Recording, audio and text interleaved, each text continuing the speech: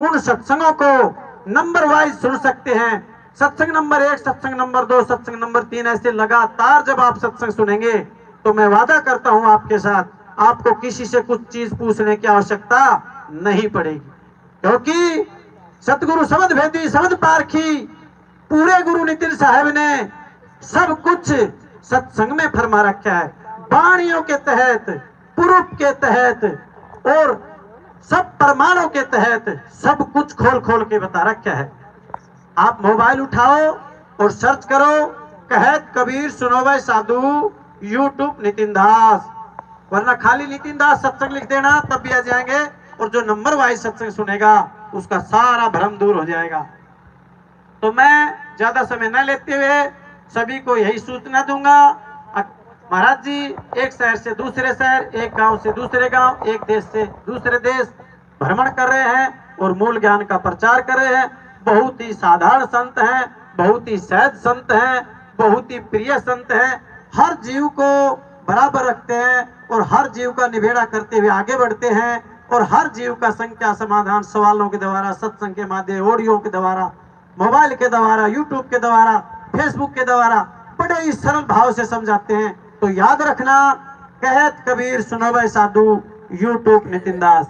अपने अपने बाल परिवार रिश्तेदारों को सभी को सूचना भेज देना। एक भारतवर्ष में संत आया हुआ है जिसका नाम नितिन साहब है, वो पूर्णता से, पूर्ण विवेक से उस शब्द की परख करवाते हैं, उस शब्द के बारे में बताते हैं। जहां शब्द से हम बिछड़ के और नाना प्रकार की योनियों में धक्के खा रहे हैं और नाना प्रकार के हम यत्न कर बैठे हैं, हमने वापसी उस शब्द में समाना है। कहा है सुरती फंसी संसार में और तासे पड़ गई दूर, और सुरती बांध स्थिर करो आठों पैर हजूर। ये सुरती स्थिर कैसे होगी, ये सुरती निरत कैसे होगी, ये सभी विस्तार से और बारीकी से सतगुरु नितिन साहब जी ने सब सत्संगों में बता रखा है और अब भी आपके सामने फरमाएंगे। तो मैं ये कहूंगा, जितने भी मेरे भगत भाई हैं पूरे भारतवर्ष में, पूरे देश विदेश में, और जो इस मूल ज्ञान का प्रचार कर रहे हैं, कोई किताबों के माध्यम से, कोई मोबाइल के माध्यम से, कोई फेसबुक के माध्यम से, जितने भी भगत भाई पर्चों के माध्यम से, जितने भी भगत भाई जो प्रचार कर रहे हैं, उन सभी भगत भाइयों का इस कालूदास का उनके चरणों में प्रणाम। और मैं यही संदेश देना चाहता हूं, तो ये मेरे भाई जो YouTube पे दिखाई देते हैं, वीडियो में दिखाई देते हैं, तो हम उस कबीर परमात्मा का प्रचार करेंगे और उस कबीर परमात्मा की वाणियों को रखते हुए और सतगुरु नितिन साहब का जयकारा फर्स्ट में ही और लास्ट में सत्संग खत्म करने के बाद और उसमें पर्चे में भी उनका जयकारा लगाएंगे। तो हम जितने भी प्रचारक हैं, जितने भी सतगुरु नितिन साहब से जुड़े हुए हैं, चाहे वो कहीं से भी हो, देश विदेश से, तो मैं यही अनुरोध करूंगा, आप जो भी मालिक का प्रचार करते हो, सर्वप्रथम शब्द भेदी सतगुरु नितिन साहब का नाम लेते हुए प्रचार शुरू करे और शब्द भेदी सतगुरु नितिन साहब की जयकारा बोलते हुए प्रचार को समाप्त करे, और खूब पर्चा बांटे, खूब किताबें बांटे, खूब आदान प्रदान ज्ञान से करे और बारीकी से और प्रेम से और चरणों में झुककर किसी जीव को ज्ञान समझाएं। तो ये ज्ञान बड़ा अनमोल है। इस ज्ञान को जो ले लेगा वो अब के ही भव निधि तर जाएगा, अब के ही भव सागर से तर जाएगा। तो समय ज्यादा हो गया, इस कालूदास को क्षमा करना। अगर कोई गलती हो बोलने में तो मैं क्षमा पारती हूँ, सतगुरु से भी क्षमा मांगता हूँ। तो बोलिए सतगुरु नितिन साहेब की, बोल बंदी छोड़ कबीर साहेब की। और एक बात और बताऊंगा, पूर्णदास जी, मंजू जी, ये सभी प्यारे प्यारे भगत बहुत वाणियां गा रहे थे, बड़ा अच्छा लगा सुनकर और उनका बहुत ही विवेक जागरा। नितिन साहब के सभी प्यारे प्यारे भक्तों को हाथ जोड़ के साहेब बंदगी सतनाम जी।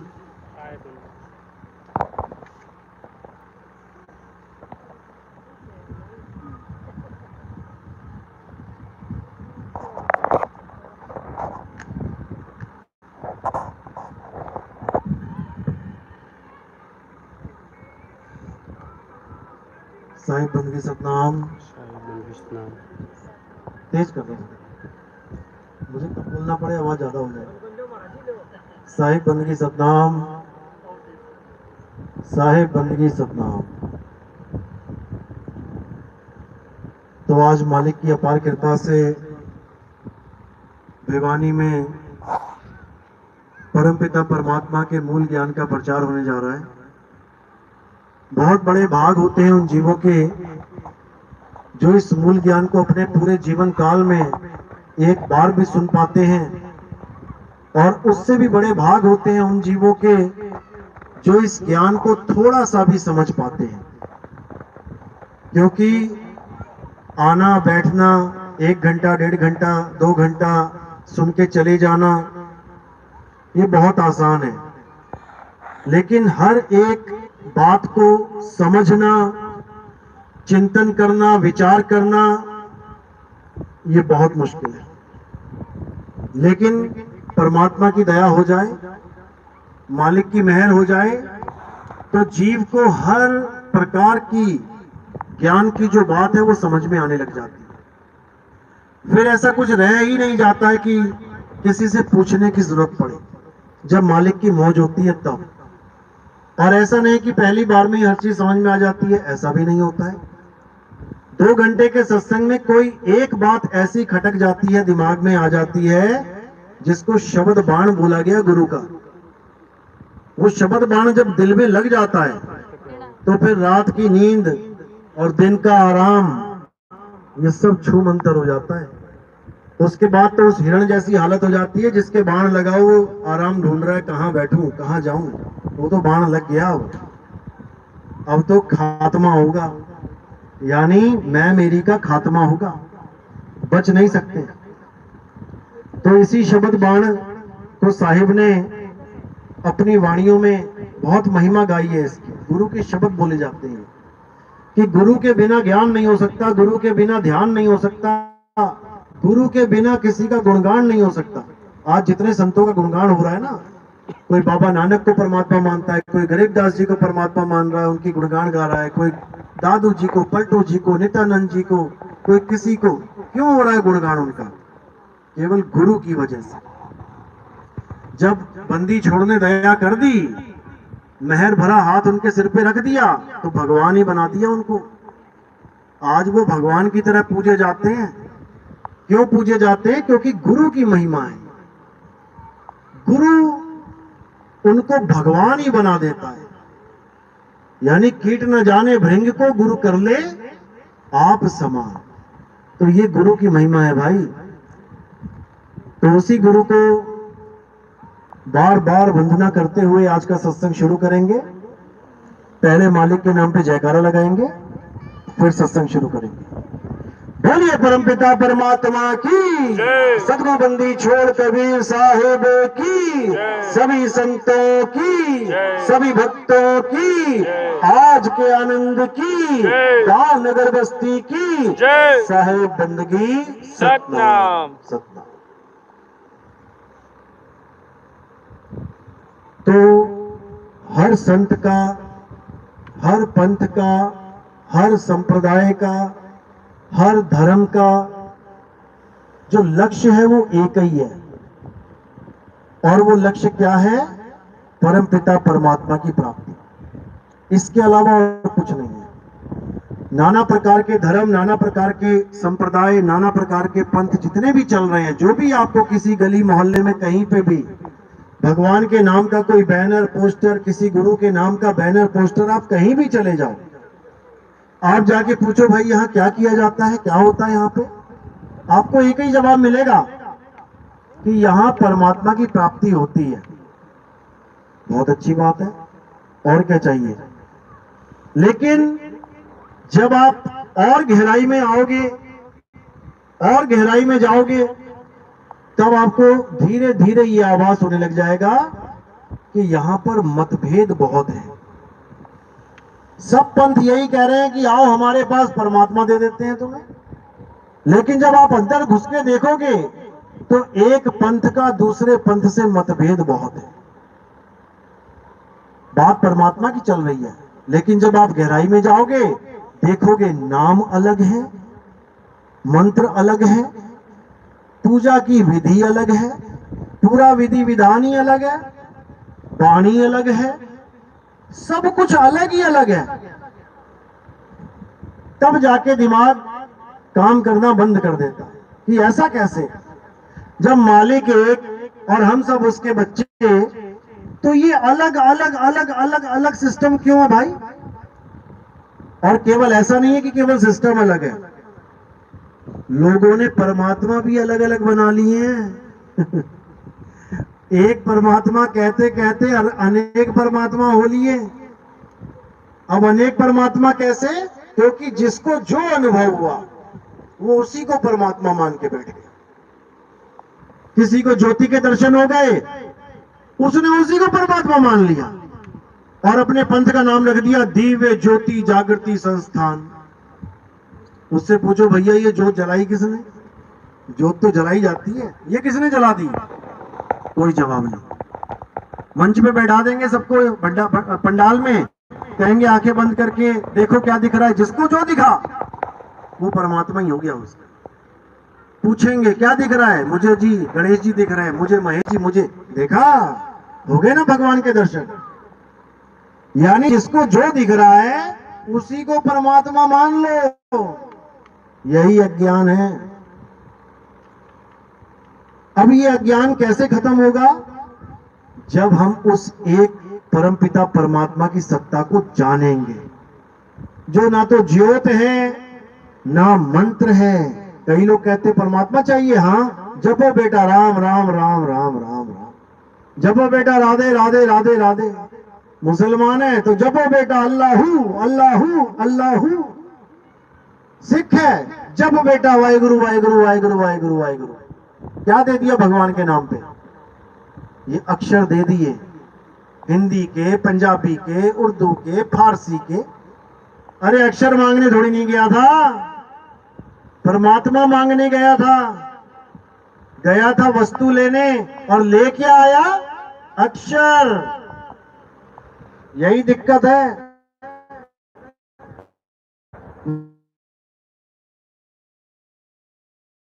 वो अक्षरों को परमात्मा मान बैठे। साहिब समझा रहे हैं कि जब तक तुम अक्षरों से परे, ज्योति से परे, काया से परे, मन माया से परे, 3 गुणों से परे, 5 तत्वों से परे, 25 प्रकृतियों से परे नहीं हो जाते, तब तक तुम्हारा ये बंधन टूटने वाला नहीं है, तब तक तुम्हें परमात्मा का दीदार होने वाला नहीं है। इसलिए जो भी संत इस काया में परमात्मा का दर्शन करवाने वाले हैं, आप गलती से भी उनके इस कथन को सत्य मत मान लेना कि परमात्मा तुम्हारी काया में रहता है। भूल जाओ इसको ऑटो डिलीट लगा दो, क्योंकि बताने वाले बहुत ज्यादा हैं, बार बार डिलीट नहीं कर पाओगे। ऑटो डिलीट लगा दो, जैसे ये बात दिमाग में गई साथ के साथ डिलीट। क्योंकि परमात्मा किसी काया में, किसी योनि में नहीं है। परमात्मा किसी शरीर का गुलाम नहीं है। शरीरों में रहने वाला परमात्मा होता ही नहीं है। कौन होता है? जीव। जीव होता है, जीव। पंजाबी में कहते हैं हाँ जी इस घर में कितने जीव रहते हैं? कितने जी रहते इस घर च? फिर गिनती होती है 1 2 3 4 5 जीव हैं जी। राशन कार्ड बनाने आते हैं जब, तो जीव 5 हो गए, तो परमात्मा कितने हैं? 1। तो जीव 5 हो गए, तो इसका मतलब ये नहीं परमात्मा 5 हो गए। जीव तो अनंत हैं। जग में जीव अनंत और न जाने पीव को, और बहुत कहा समझाए 84 के जीव को। ये काया जिसकी वजह से जीवित है उसी को जीव कहते हैं। उसकी वजह से जीवित है ये काया। और जो इसको जीवित रखती है वो जीव, वो कहां से जीवित है? वो उस आत्मदेव की वजह से जीवित है। जैसे तुम्हारे घर के पंखे बल्ब कौन चला रहा है? एक तार आ रही है करंट की, वो चला रही है। और तार कहां से ले रही है करंट? वो थर्मल प्लांट से आ रहा है। वो तुम्हारे घर में नहीं है। तुम्हारे घर में तार है, तार की वजह से पंखा चल रहा है। तुम्हारे घर में थर्मल प्लांट नहीं है। तो थर्मल प्लांट पूरे शहर का एक है और तारें अनेक हैं। तारों को जीव समझो और थर्मल प्लांट को आत्म देव समझो। उसी को पूजना है और कोई पूजा है ही नहीं इस दुनिया में। तो वही परमपिता परमात्मा है, वही सबको जीवन देने वाला है। लेकिन हम मुर्दे को तो मान बैठे हैं जीवित, लेकिन जीवित जो हमें जीवन दे रहा है उसको भूल बैठे। काया को तो मान लिया जीवित, लेकिन जिसकी वजह से जीवन मिल रहा है उसको भूल बैठे।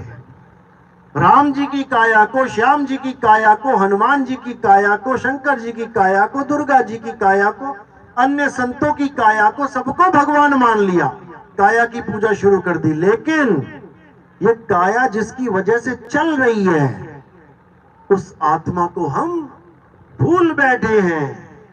और जब तक हम आत्मा को भूले बैठे हैं तब तक जन्म मरण में फंसे रहेंगे, कोई बचाने वाला नहीं है।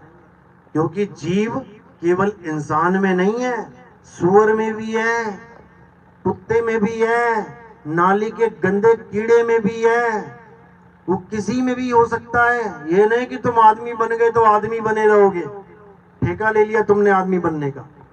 जैसे कई पंथ कहते हैं नहीं नहीं नहीं, आदमी तो आदमी ही रहेगा, वो कभी 84 में नहीं जाएगा। बेवकूफ हैं वो लोग, बेवकूफ। 84 में जाएगा, क्योंकि 84 ही जीवन है। 84 को भोग के ही इंसान चोले में आया है, उसमें भी जीवन है, ये भी जीवन है। ये जीव कहीं भी एंट्री कर सकता है। जैसे करंट केवल पंखे चलाने के लिए नहीं बना है, उससे तुम बल्ब भी जला लो, उससे तुम डीजे मशीन भी जला लो, उससे तुम पंखे चला लो, उससे तुम हीटर चला लो, गीजर चला लो, जो मर्जी चला लो, वो करंट हर जगह फिट हो जाएगा। इसी प्रकार ये जीव हर जगह फिट हो जाता है। एक छोटे से छोटे सूक्ष्म जीव जो सूक्ष्म दर्शी से दिखाई देता है, अमीबा, पैरामीशियम, उसमें भी जीव है। और बड़ी से बड़ी व्हेल मछली 40-40 हाथियों जितना वजन है जिसका, उसमें भी जीव है, और एक ही प्रकार का जीव है। बाकी तो छोड़ो, तुम्हारी काया के अंदर कितने जीव बैठे हैं तुम सोच भी नहीं सकते, गिनती भूल जाओगे, इतने जीव बैठे हैं तुम्हारे अंदर। इतने प्रोटोजोआ, इतने वायरस हैं तुम्हारे अंदर कि तुम्हारा दिमाग खराब हो जाएगा सोच सोच के। पेट में कीड़े पड़ जाएं, सुंडियां पड़ जाएं, तो कितने जीव तुम्हारे अंदर बैठे हुए हैं। तो ये सारा संसार जीवों से भरा पड़ा है, पीव को भूला बैठा है। जैसे सूरज चमक रहा है, कौन सी ऐसी जगह है जहां किरण नहीं गिर रही है? हर जगह किरण ही किरण फैली हुई है।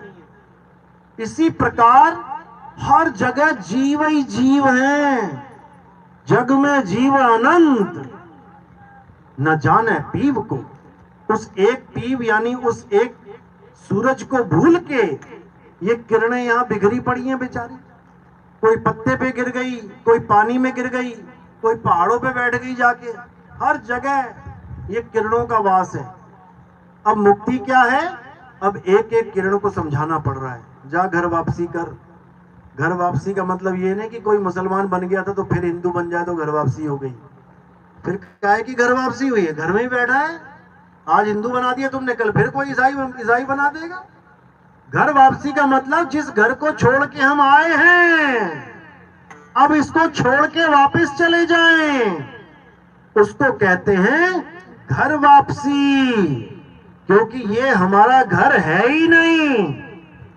ये किसका घर है? क्या बोलते हैं इस लोक को?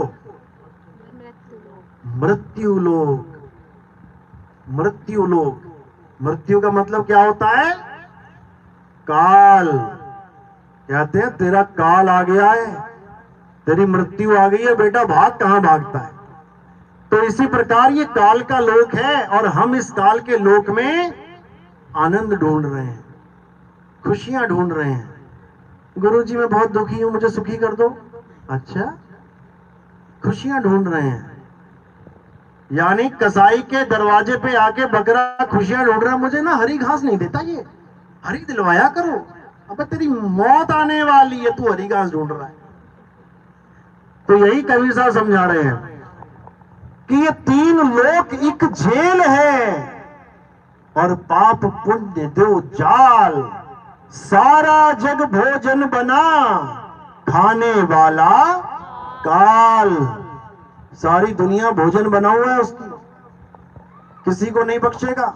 हम खेत में लगाते हैं ना गाली, गाजर, मूली, तो हम जब जाते हैं उखाड़ने तो देखते हैं एक बार भी कौन सी उखाड़ूं। कभी मन करता है मोटी वाली लेके आएंगे, फिर देखा स्वाद नहीं है, पतली वाली मीठी होती है। मटर के दाने देखे ना, मोटे मोटे खाओगे तो नीरस हैं, फिर पतले पतले ढूंढ ढूंढ के खाते हैं छोटे छोटे, वो मीठे होते हैं। एक बार भी तरस नहीं करते कि यार ये मोटा दाना है, चल ठीक है इसने जीवन जी लिया, वो तो छोटा है उसको छोड़ दें। ना ना ना ना ना ना। इसी प्रकार ये काल ने गाजर मूली लगा रखी है। पता कहाँ लगी है? कहाँ है? ये बैठी है गाजर मूलियां। कोई मोटी हो गई है यानी ज्यादा पक गई है, कोई बेचारी छोटी सी है।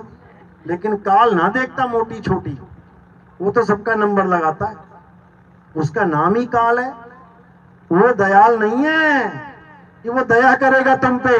किसी का एक्सीडेंट हो गया, हे भगवान तुझे जरा भी दया नहीं आई। अरे वो दयाल है ही नहीं, दया कहां से आएगी उसे? वो तो अर्जुन को शरेआम कहता है, देख मेरे मुंह में कौन जा रहा है। तो अर्जुन देखता, बाप रे बाप, महाराज सारी दुनिया आपके मुंह में जा रही है। अरे कौरवों की तो सेना जा रही है, हमारी सेना को भी चबा रहे हो। फिर तुम कहते हो कि मैं धर्म की स्थापना करने आया हूं, हम तो धार्मिक हैं, अरे हमें तो बख्श दो। वो कहता किसी को नहीं बख्शता मैं, सारा संसार मेरे मुंह में जाएगा। 5 को छोड़ रहा हूं कुछ समय के लिए, ये मत सोचना कि तुम 5 बच जाओगे, तुम्हें भी मेरे मुंह में जाना पड़ेगा, क्योंकि मैं काल हूं काल, मैं किसी को नहीं बख्शता। 5 को क्यों बख्शा पता है?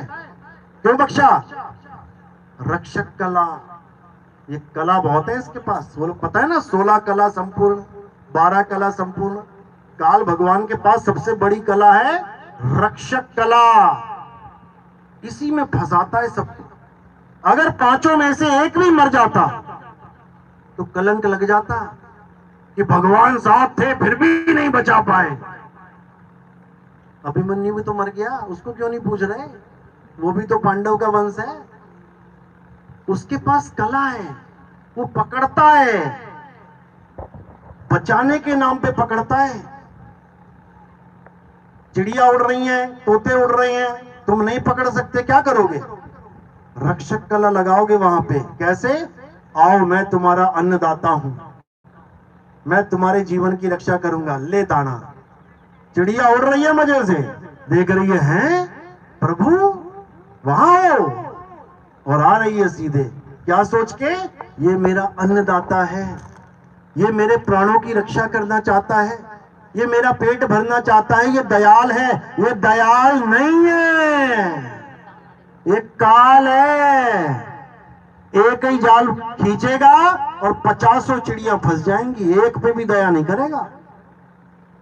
याद रखना, ये काल है, लेकिन इस काल से बचने का किसी के पास तरीका ही नहीं है।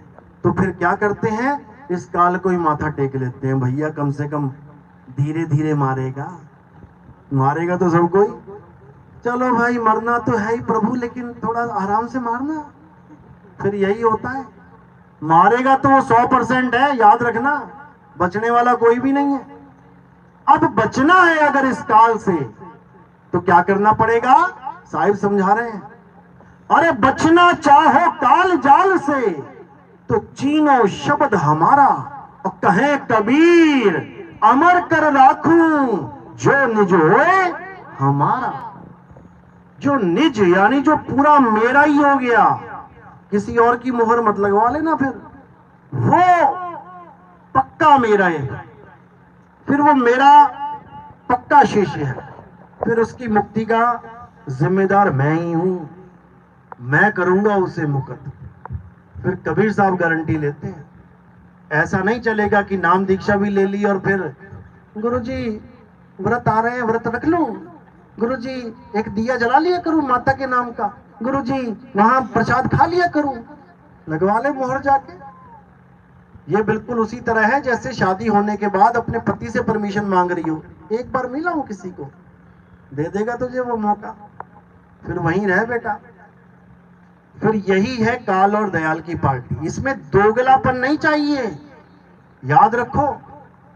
दोगलापन नहीं चल, दोगलेपन को हमेशा धिक्कारा ही जाता है, इधर से भी धिक्कारा जाएगा उधर से भी। इसलिए एक नाव में पैर रखना, या तो काल की पार्टी में चले जाओ कोई बात नहीं, या फिर दयाल की पार्टी में आ जाओ, सिर धड़ की बाजी है यहां पे। तो इसी को साहिब समझा रहे हैं, जो निज होए हमारा, जो पूरा मेरा हो गया फिर मैं ही देखूंगा उसको क्या करना है। लेकिन ये जीव डरपोक है, डरता बहुत है। थोड़ी सी परेशानी आई नहीं कि थोड़ा सा दुख आया नहीं कि पार्टी बदल लेता है 2 मिनट में, हिंदू से मुसलमान हो जाता है, मुसलमान से सिख, सिख से ईसाई हो जाता है, ईसाई से फिर हिंदू हो जाता है। इसका कोई दीन ईमान नहीं है, इसका कोई दीन ईमान नहीं है। लेकिन साहिब फिर समझाते हैं कि ये सब केवल भय के कारण होता है, भय, डर। काल तुम्हें डराता है केवल, और तुम डर जाते हो, इसलिए काम खराब हो जाता है। तो अब डरना नहीं है, अब क्या करना है? साहिब कहते कहें कबीर निर्भय हो हंसा। पहले तो निर्भय हो जा, पहले तो ये समझ ले कि तेरी मृत्यु कभी हो ही नहीं सकती, तेरी मौत कभी हो ही नहीं सकती। तो क्या होगा? शरीर छूटेगा। पहले तो ये दिमाग में डाल लो कि मैं केवल शरीर छोड़ूंगा, मरूंगा नहीं। जिस दिन ये दिमाग में पड़ गई बात, आधा डर खत्म हो जाएगा तुम्हारा। और आधा डर कब खत्म होगा? जब तुम्हें अपने स्वरूप का ज्ञान हो जाएगा। अभी तो गुरु की बात पे यकीन कर लिया, हाँ गुरुजी आपने बोला मैं कभी नहीं मरूंगा, हाँ जच गई बात, जच गई पूरी। लेकिन जैसे ही टाइफाइड हुआ, जैसे ही कैंसर हुआ, जैसे किडनी फेल हुई, हड़बड़ाने लग गया, अरे बाप रे बाप, अब तो मरना ही पड़ेगा। अब गुरु की बात भूल गया, अब ना आती याद उसे। अब उस चीज से कैसे बचना है? अभ्यास के द्वारा। जो गुरु ने रास्ता बताया है उस रास्ते पे चलना शुरू करो। अगर आधे सेकंड के लिए भी तुम्हें अनुभव हो गया कि मैं क्या हूं, उसके बाद ये काल पकड़ नहीं सकता तुम्हें, याद रखना इस बात। उसके बाद ये शरीर खत्म कर सकता है, आज कर दे, कल कर दे, परसों कर दे, उसकी मौज है, उसकी गाड़ी है, जब मर्जी ले जाए। मिट्टी की गाड़ी बना के दे दी हमें चलाने के लिए, खूब चला रहे हैं, दिल्ली से मुंबई, मुंबई से पटना, पटना से गोवा। लेकिन ये गाड़ी वापस करनी है इसी मिट्टी में। तैयार रहो, कभी भी वापस ले सकता है ये, कभी भी। ये किराए का सामान है, कभी भी वापस जा सकता है। तो जब तुम तैयार रहोगे देने के लिए कि भैया ये गाड़ी तेरी है, तू जब मर्जी ले जा, तो तुम्हारा भय खत्म हो जाएगा। फिर कोई भय नहीं, स्वरूप ज्ञान तुम्हारे पास है। क्या करना है? एक छुड़ाए एक लखाए। काया से ध्यान को हटाना है और आत्मा में लगा लेना है, बिल्कुल सिंपल। और आत्मा में लगाने से क्या होगा? तुम उसमें समा जाओगे, जिसको कुरुम बोला गया है। परमात्मा के 16 पुत्र बताए गए अनुराग सागर में, उन 16 पुत्रों में ब्रह्मा विष्णु महेश का कहीं नाम ही नहीं है। ये कौन से पुत्र हैं भाई? ये तुम्हारे गुण हैं। पहला गुण कुरुम है, कुरुम यानी कछुआ। कछुए की तरह तुम अपने धड़ से अलग हो गए। अलग हो गए मतलब जुदा हो गए। कछुआ जब तक अपने अंदर सिमटा होता है, यानी अपने गुरु के अंदर होता है, शब्द के अंदर होता है, जब तक वो सेफ है, सेफ मोड में है गर्दन। जैसे ही गर्दन बाहर निकली, वो पहला गुण प्रकट हो गया, यानी कुरुम गुण आ गया। उसके बाद विस्तार होना शुरू हो गया, चलता चला गया, चलता चला गया। जैसे 0 के बाद 1 से शुरुआत हो गई, 1 2 3 4 5 6 7 8 9 10। अब तुम्हें वापस सृष्टि खत्म करनी है, गिनती उल्टी कर दी पड़ जाएगी, यानी 10 9 8 7 6 5 4 3 2 1। एक को मिस नहीं कर सकते तुम कि हम एक में नहीं आएंगे जी, हम नहीं कछुए की तरह समाएंगे। धक्के खाओ फिर, क्योंकि एक से शुरुआत हुई है तो एक से ही अंत होगा।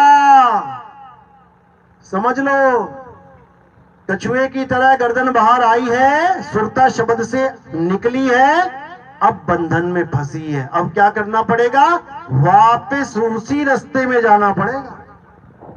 इसी को बोला सुरत समाए शब्द में, गर्दन समाए खोल में, वाको काल ना खाए।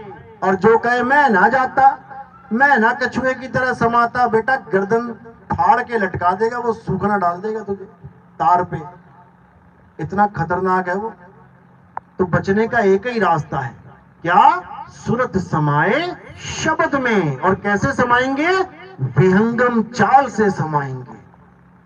क्योंकि कई लोग सुरत समाए शब्द में ये बोल देते हैं, और जब नाम लेने जाओ तो कहेंगे 5 रूहानी मंडल हैं, पहले में जाओगे, दूसरे में जाओगे, तीसरे में जाओगे, चौथे में। अरे भाई, कछुआ जब अंदर जाएगा तो ब्रेक लगा लगा के जाएगा क्या?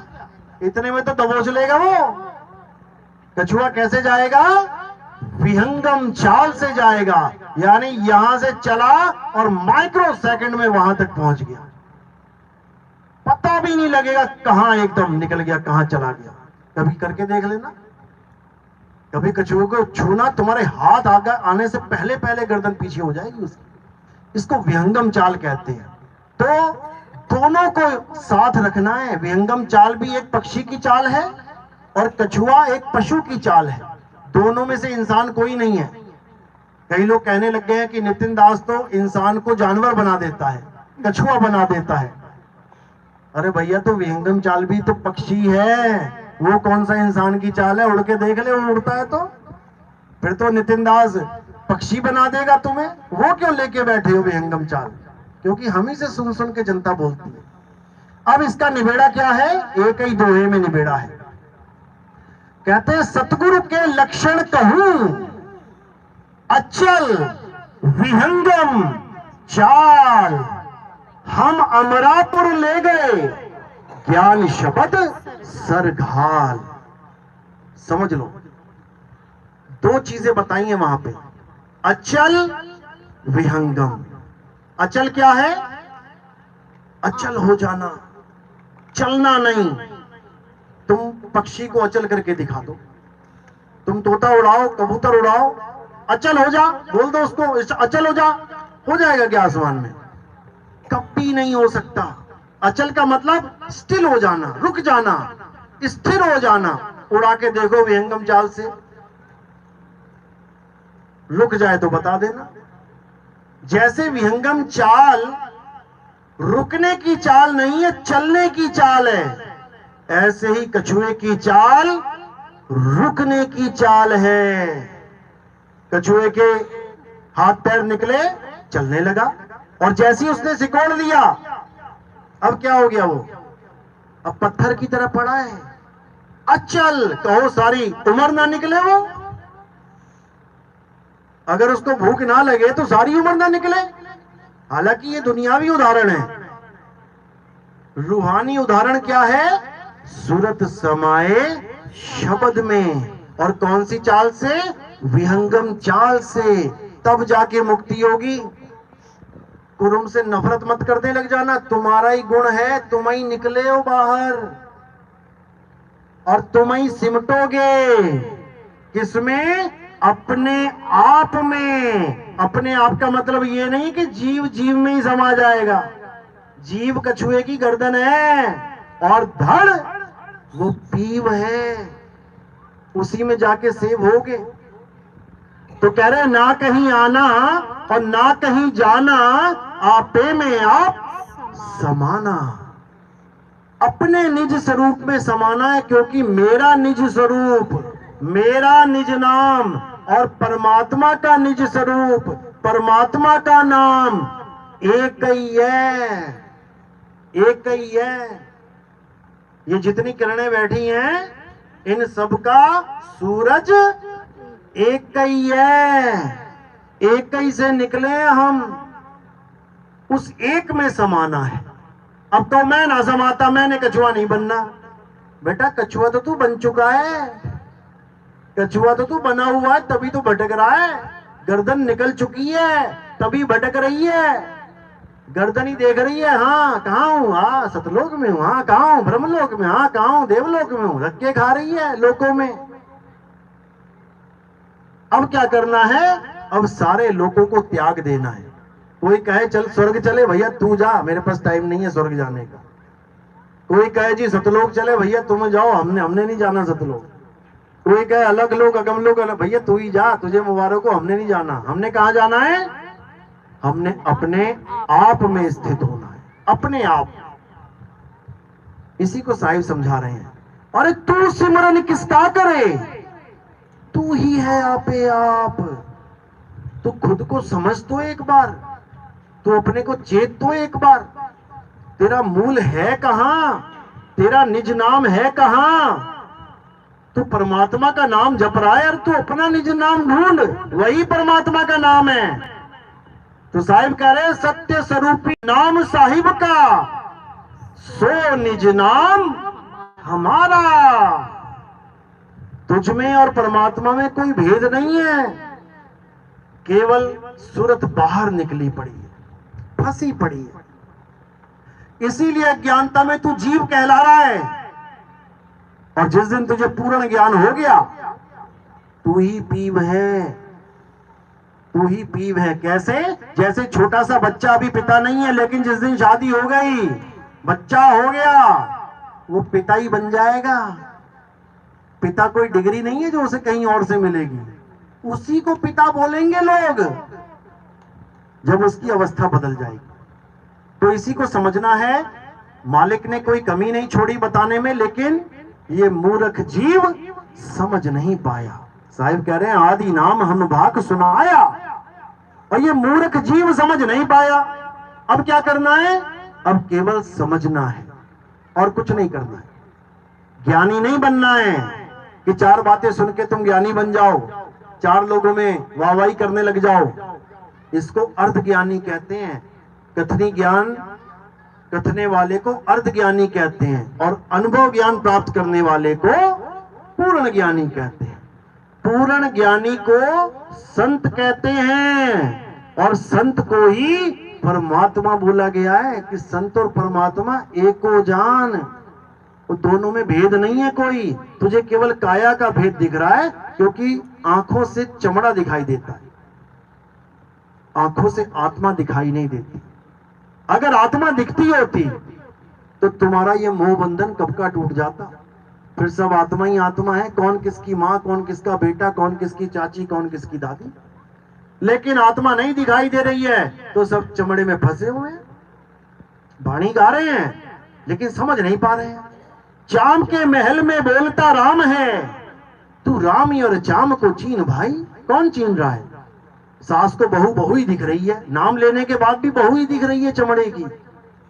बाप को बेटा बेटा ही दिख रहा है, नाम दीक्षा लेने के बाद भी उसको बेटा ही दिख रहा है। फिर काहे के ज्ञानी हो भाई?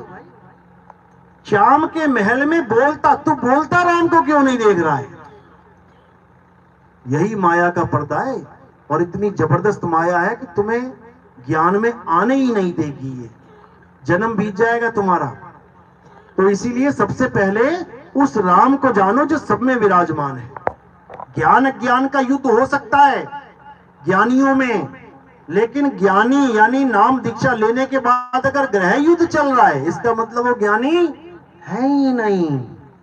बात ये है, जिस घर में कलेश होए उसमें भले कोई नाम दीक्षा लेके बैठा, वो नहीं है किसी काम की नाम दीक्षा, वो चमड़े से ऊपर ही नहीं उठ पा रहा है। वो कब मानेगा कि मेरा राम मुझ में भी है और मेरा राम तुझ में भी है? वो मान ही नहीं सकता। हाँ, ज्ञान अज्ञान का युद्ध है, चलता है, वो तो काल और अकाल का युद्ध है, क्योंकि काल और अकाल हर जगह विराजमान है, हर जगह विराजमान है। तेरा साईं तुझ में है, दुश्मन भी तुझ माही। आत्मा सब में विराजमान है, दयाल है, मन भी सब में विराजमान है, काल है। वो युद्ध तो हो सकता है ज्ञान अज्ञान का, लेकिन जो दुनियावी युद्ध है वो ज्ञानियों का नहीं होता। अगर किसी ने तुम्हें गाली दे दी, तुम्हें सहन करना है। अगर तुम सहन कर रहे हो तो समझ लो कि तुमने बुलेट प्रूफ जैकेट पहन ली है। अगर तुमने सहन नहीं कर पाए तो समझ लो कि जैकेट नहीं पहनी। और बिना जैकेट पहने बचने वाला कोई नहीं है। यानी गुरु ने 52 अक्षरों का भेद समझा दिया कि 52 अक्षर जीव आधारा, ये 52 अक्षर सारा माया का खेल है। अब अगर तुम्हें 52 अक्षर प्रभावित कर रहे हैं, अगर तुम्हें 52 अक्षरों की वजह से दुख हो रहा है, इसका मतलब बेटा जैकेट पहनी नहीं अभी तुमने, गोलियां लग रही हैं तुम्हारे। ये गोलियां लगनी नहीं चाहिए, समझ लो। यानी अपनी तारीफ और अपनी निंदा को एक करके मानना, एक करके जानना सीख लो, तभी इस पिंजड़े से आजाद होगे, नहीं तो धर धर पकड़ के खाएगा ये। समझ लो इस बात को। तो साहिब समझा रहे हैं 52 के जंजाल में, अरे फंस गया ये संसार, सारी दुनिया फंसी पड़ी है 52 में। चाहे भगवान का नाम होए, चाहे दुनियावी काम होए, बिना 52 के काम ही नहीं चल रहा किसी का। तो साहिब समझा रहे हैं 52 के जंजाल में फंस गया ये संसार, सिमरन 52 का करे कैसे लागे पार। परमात्मा का सिमरन करना था और करने लग गया 52 अक्षरों का, राम राम राम राम राम, राधे राधे राधे राधे, हरे कृष्णा, कलियंग हरियंग शरियम शरियम शरियम सोहम सोहम सोहम, लगा हुआ पागलों की तरह। चाहता परमात्मा को है लेकिन नामों को पकड़ के बैठ गया। जैसे खानी तो दवाई थी, लेकिन दवाई के नामों को पकड़ के बैठ गया। पैरासीटामोल पैरासीटामोल पैरासीटामोल क्या हो गया? अरे बीमार हूं भाई, क्या कर रहा है? नाम जप रहा हूं। पैरासीटामोल पैरासीटामोल करके बीमारी दूर होगी क्या? कभी नहीं होगी। वो गोली देख कहां पड़ी है, उसको खाएगा तब ये बुखार जाएगा, नहीं तो फ्री फंड में मारा जाएगा। तो साहिब यही समझा रहे हैं कि एक नाम को जान के और दूजा दे बहा दे, उसको नदियों में फेंक, चला जाए बह के। अरे एक नाम को जान के दूजा दे बहा, और चंचल से नीचल भया, नहीं आवे नहीं जा। चंचल यानी कछुए की तरह चंचल चल रहा है मजे से। नीचल यानी अपनी गर्दन अपने पैर सब सिमेट के नीचल हो गया वो, अब नहीं चलेगा, अब नहीं चलेगा। तो इस अवस्था में आ जाना है और कुछ नहीं करना। तो कौन सा नाम जान के कौन सा नाम बहाना है? सत्य नाम को जान के झूठा दे बहा। सतनाम को जान ले, क्या है सतनाम और क्या है झूठा नाम। बाबा नानक करते हैं सतनाम वाहेगुरु, सतनाम वाहेगुरु। ये क्या है सतनाम? सतनाम यानी सच्चा नाम वाहेगुरु, सच्चा नाम सच्चा नाम है कौन सा नाम सच्चा? वो तो बता दो। सच्चा नाम है कौन सा? राम है, श्याम है, ओम है, अल्लाह है, वाहेगुरु है, कौन सा नाम सच्चा है? तो बाबा नानक इशारा कर रहे हैं, कह रहे हैं वो नाम सच्चा है जो अखा वाजो वेखना, बिन कन्ना सुनना, पैरा वाजो चलना, बिन हथा करना, जीपा वाजो बोलना, यू जीवित मरना, नानक हुक्म पछाण तो जा खसमे मिलना। कहते हैं वो नाम सच्चा है जो तुम्हें आंखों से दिखाई नहीं दे सकता। लिख लो दुनिया भर के नाम दीवारों पे यार, तुम सब दिखेंगे। राम लिख लो, श्याम लिख लो, कबीर लिख लो, कुछ भी लिख लो, आंखों से दिखेंगे। झूठे नाम है, 52 अक्षरी नाम है। अखा वाजो वेखना, बिन कन्ना सुनना, वो नाम कानों से सुनाई नहीं दे सकता, वो कानों का विषय ही नहीं है। कानों से कौन से नाम सुनाई देंगे? 52 अक्षरी नाम, झूठे नाम। झूठा क्यों बोला जाता है? क्योंकि मुंह से निकली हर चीज झूठी कहलाती है। अभी तुम एक रोटी का टुकड़ा खाओ, आधा तोड़ के किसी को खिला, नहीं है झूठा है झूठा है झूठा है झूठा झूठा। क्यों? थूक लग गया उसमें। तो इन नामों में थूक नहीं लग रहा क्या? ये सारे थूकिया नाम है, थूकिया नाम। हर नाम में थूक लगा हुआ है, झूठे नाम है ये। ऐसा नाम बताओ जो निर्मल नाम है, जिसमें मल नहीं लग सकता। ये थूक भी मल में ही आता है। 9 द्वारों में से मल ही निकलता है। मल यानी गंदगी। तो वो नाम जानो जिसमें थूक ना लगता हो। वो बताओ कौन सा नाम है? सबकी जुबान बंद हो जाएगी, ऐसा कैसा नाम है भाई? असल में नाम क्या है? नाम ही आत्म देव है, आत्मा ही नाम है, इसीलिए उसको सतनाम कहते हैं। आत्मा का नाम है पर्यायवाची सतनाम। बाबा नानक कह रहे हैं सतनाम वाहेगुरु, सतनाम वाहेगुरु, यानी मेरे गुरु ने मुझे आत्मा का ज्ञान दे दिया। वाह मेरे गुरु वाह। ये मंत्र नहीं दिए उनको किसी ने, उनको आत्म ज्ञान हो गया। आत्म ज्ञान की महिमा गाई बाबा नानक ने। क्या कह रहे हैं गुरु ग्रंथ साहब में? अरे आत्म देव पूजिए, गुरु के सहज सुभाए, आत्मे न आत्मे दी प्रतीत, ता घर ही पर्चा पाए। कह रहे कहीं और जाने की जरूरत नहीं है, इसी घर में तुम्हें मिल जाएगा पर्चा। पर्चा यानी उसका अनुभव, कहीं जाने की जरूरत नहीं है। अरे आत्मा तुम्हारे पास है, आत्मा में ही परमात्मा का वास है।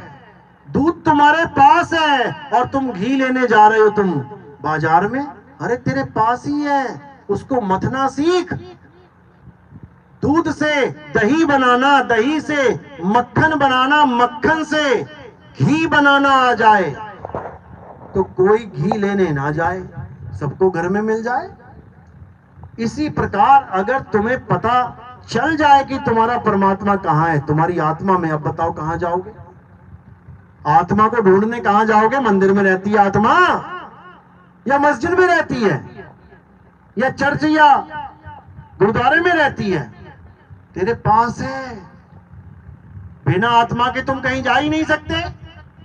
हिंदू थाली लेके मंदिर में जा रहा है, आत्मा ने शरीर छोड़ दिया तो वो नाली में और थाली गली में पड़ी मिलेगी। अगर मुसलमान जा रहा है नमाज पढ़ने, रास्ते में आत्मा ने शरीर को छोड़ दिया तो सड़क पे ही नमाज हो जाएंगी पांचों उसकी पूरी। इसी प्रकार सिख और ईसाई के साथ भी वही हश्र होगा अगर आत्मा ने शरीर को छोड़ दिया। अब परमात्मा है आत्मा में, अब जा रहा है मंदिर में, बस यही दिक्कत है। कहां जाना है? अपनी ही आत्मा में समाना है, ना कहीं आना ना कहीं जाना, आपे में आप समाना। जो समा जाएगा वो मुक्त हो जाएगा। जो किरण वापस सूर्य में समा जाएगी वो मुक्त हो जाएगी, और बाकी सब फंसी पड़ी है। इतना सा खेल है और कुछ नहीं है। ये 52 अक्षरों का खेल नहीं है परमात्मा का नाम, ये आत्मा का खेल है। इसीलिए कृष्ण जी ने गीता में 50 बार बताया आत्मा के बारे में, लेकिन कोई समझ ही नहीं पाया। कृष्ण जी क्या समझा रहे हैं? हे अर्जुन, आत्मा अजन्मा है, नित्य है, शाश्वत है, पुरातन है। ये आत्मा ही सत्य सनातन है। अध्याय 2 24वां श्लोक। जो लोग सनातनी कहलाते हैं अपने आप को, अगर उनसे पूछोगे ना कि सनातन का मतलब क्या होता है, सनातन है क्या, कोई जवाब नहीं है उनके पास। बस राम जी की पूजा कर लो, श्याम जी की पूजा कर लो, हनुमान जी की पूजा कर लो, बन गए सनातनी। कुछ ना बने, धक्के खाने पड़ेंगे। आत्मा को जानना ही सनातन है। हे अर्जुन, जो अपनी आत्मा में रमण करते हैं, जो अपनी आत्मा में तृप्त हैं, जो अपनी आत्मा में संतुष्ट हैं, उनके लिए कोई धार्मिक कर्म कर्तव्य लागू ही नहीं होता। अध्याय 3 17वां श्लोक बिल्कुल क्लियर बोल दिया, लेकिन पढ़ने वाले भी नहीं समझ पा रहे हैं। क्यों? आत्मज्ञानी गुरु ही नहीं मिला, कथावाचक मिल गया। पढ़ा भी इसलिए रहा है कि कल को धंधा बढ़िया हो जाएगा इसका। पढ़ ले बेटा, राम राम कर और चाम चाम कर। चाम की पूजा है राम की। अब चाम से ऊपर उठना है। चाम से ऊपर क्या है? आत्मा है, जिसकी वजह से राम जी का शरीर चल रहा है, जिसकी वजह से हनुमान जी का शरीर चल रहा है, जिसकी वजह से कृष्ण जी का, विष्णु जी का, शंकर जी का, शेरावाली माता का शरीर चल रहा है। किसकी वजह से? किसकी वजह से आपका और मेरा शरीर चल रहा है? किसकी वजह से? आत्मा की वजह से। उस आत्मा को जानना ही असली धर्म है। उसी को सत्य सनातन धर्म कहते हैं, जो सत्य को अपना ले। सत्य क्या है? आत्मा ही सत्य है। आत्मा का कभी नाश नहीं होता, अटल सत्य है। तो इसी को समझाया कि नैनम छंदंती शस्त्राणि नैनम दहति पावका न चैनम क्लोदन तापे ना शोषति मारुता। है अर्जुन, इस आत्मा को ना तो कोई शस्त्र काट सकता है, ना अग्नि जला सकती है, ना इसको जल भिगो सकता है, ना इसको वायु सुखा सकती है। तो पूजनीय कौन है? वो पूजनीय है जिसके तीर भी लग गया, आग में भी जल गया, पानी में भी गीला हो गया, हवा में सूख गया।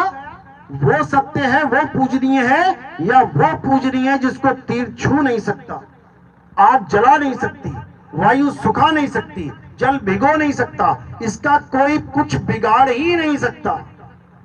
वो पूजनीय है। लेकिन हम शरीरों को पकड़ के बैठे, शरीरों से भी डाउन हो गए, अब पत्थर को पकड़ के बैठे हैं। राम जी के टाइम में कोई राम जी की पूजा करता, आरती करता, समझ में आता कि भैया राम जी की आरती हो रही है। माना कि आत्मा का ज्ञान नहीं है, लेकिन काया कोई राम मान लिया, कोई बात नहीं। हाथ हिल रहा है, पैर चल रहा है, मुंह बोल रहा है, ठीक है भैया राम जी हैं। अगर वो भी यह काम करते तब भी समझ में आता कि ठीक है भाई राम जी की पूजा कर ली। अरे तुम तो राम जी की भी पूजा ना कर पाए आज तक। किसकी पूजा करते रहे? पत्थर की। पत्थर की पूजा करके तुम कहते हो हमने राम जी की पूजा कर ली। अरे अज्ञानी मत बनो।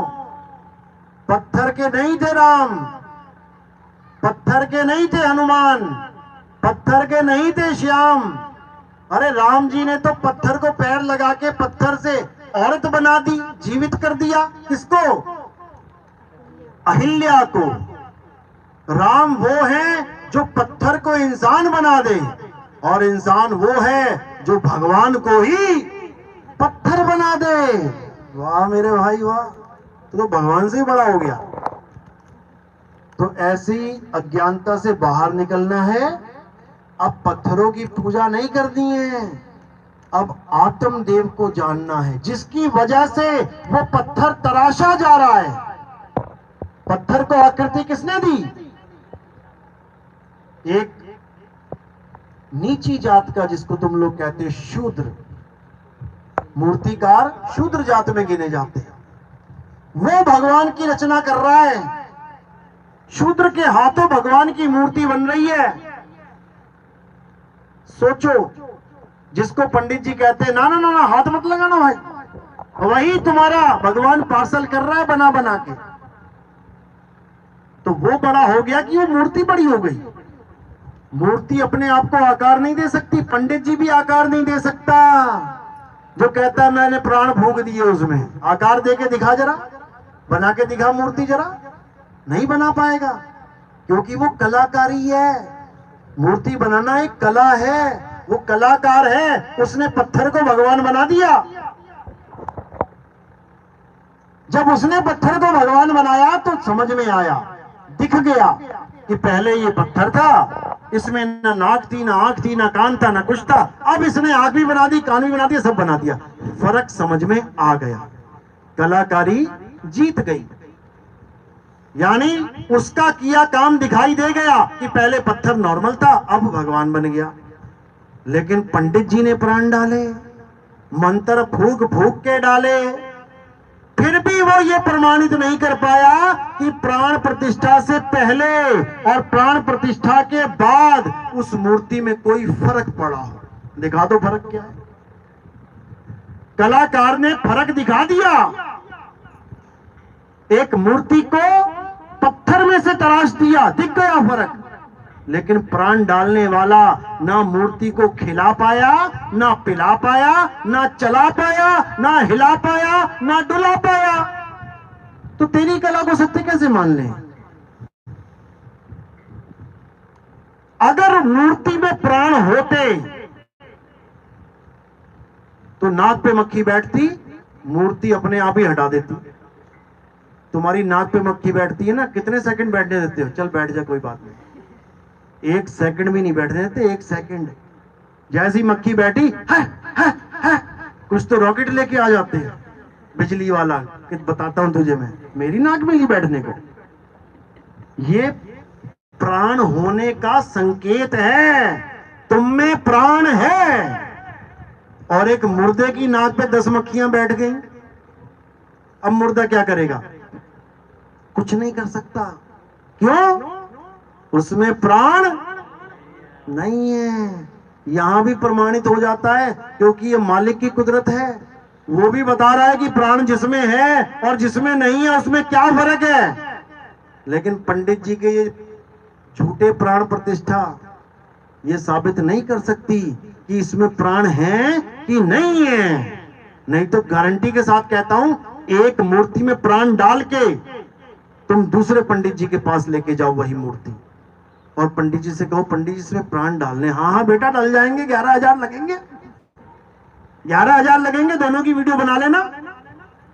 अब पूछ लेना तीसरे पंडित से जाके, भैया बताना इसमें कितने प्राण है, 1 है कि 2 है? 2 भगवाए मैंने तो। बता देना जिस दिन, नाम बदल देना मेरा। ऐसा भ्रम में डाल रखा है इन्होंने। कोई पंडित प्राण नहीं डाल सकता। प्राण डालने होते तो अपने मुर्दे लड़के में डाल देना। लड़के को तो उठा के शमशान घाट ले जा रहा है, जिसमें जिगर भी है, किडनी भी है, फेफड़े भी हैं, उसमें प्राण डाल दो। और जिस मूर्ति में ना किडनी, ना लीवर, ना फेफड़े, ना गले, ना कुछ, उसमें प्राण डाल रहे हो। ये झूठ का कारोबार है मेरे भाई, ये झूठ का कारोबार है। सच का कारोबार क्या है? आत्म ज्ञान ही सच का कारोबार है। आज इन्हीं लोगों की वजह से हमारे धर्म को झूठा बोला जाता है, पाखंडवाद बोला जाता है। ये जितने बौद्धिस्ट बैठे हुए हैं, ये हमारे धर्म को क्या कहते हैं? पाखंडी हैं ये सारे। अभी उन्हें पता ही नहीं है हमारा धर्म क्या है। हमारे धर्म वालों को नहीं पता हमारा धर्म क्या है। क्या है हमारा धर्म? कितने हिंदू लोग बैठे हैं? हाँ हिंदू, हिंदू हाथ खड़े करो। हिंदू कौन है? ये सब हिंदू हैं। सनातनी कौन है? सनातनी पता है सनातनी क्या होता है? फर्क पूछूंगा दोनों में, फर्क पूछूंगा। हिंदू कौन होता है? जो हिंदू देवी देवताओं की पूजा करता है, जो शरीरों की पूजा करता है, जो मंदिरों में दिए जलाता है, जो पूजा पाठ करता है, हवन यज्ञ करता है, व्रत पूजा करता है, वो हिंदू है। और जो सनातनी है वो कौन है? जो केवल और केवल आत्मा की पूजा करता है, आत्मा को सत्य मानता है, आत्मा में ही रमण करता है। अध्याय 3 17वां श्लोक देख लो, खोल के मोबाइलों में पता लग जाएगा। अध्याय 3 17वां श्लोक पढ़ो, क्या लिखा है? यही लिखा है जो मैं बता रहा हूं गीता में, कि असली पूजा क्या है? अपनी आत्मा में रमण करना ही असली पूजा है। और जो अपनी आत्मा में रमण कर लेता है, उसके लिए इस दुनिया का कोई भी पूजा पाठ शेष नहीं रह जाता। वो सारी डिग्रियां मिल जाती हैं उसे। लेकिन इसको समझना पड़ेगा। लोगों को लगता है कि नितिन दास विरोध करता है हमारे धर्म का। अरे तुम धार्मिक हो ही नहीं। अगर तुम्हें धर्म की ABCD पता होती तो तुम आत्मा की बात करते, जो कृष्ण जी ने करी है, जो राम जी ने करी है। उनके गुरु जी ने उसको ज्ञान दिया राम जी को। राम जी जब अपने गुरु जी के पास पहुंचे तो गुरु जी से पूछा कि गुरु जी मैं ज्ञान प्राप्त करना चाहता हूं। तो उनके गुरु जी ने ये नहीं कहा कि तू राम राम जप ले, वो अपना ही नाम जपेगा क्या? उनके गुरु जी ने कहा कि राम, अगर तुम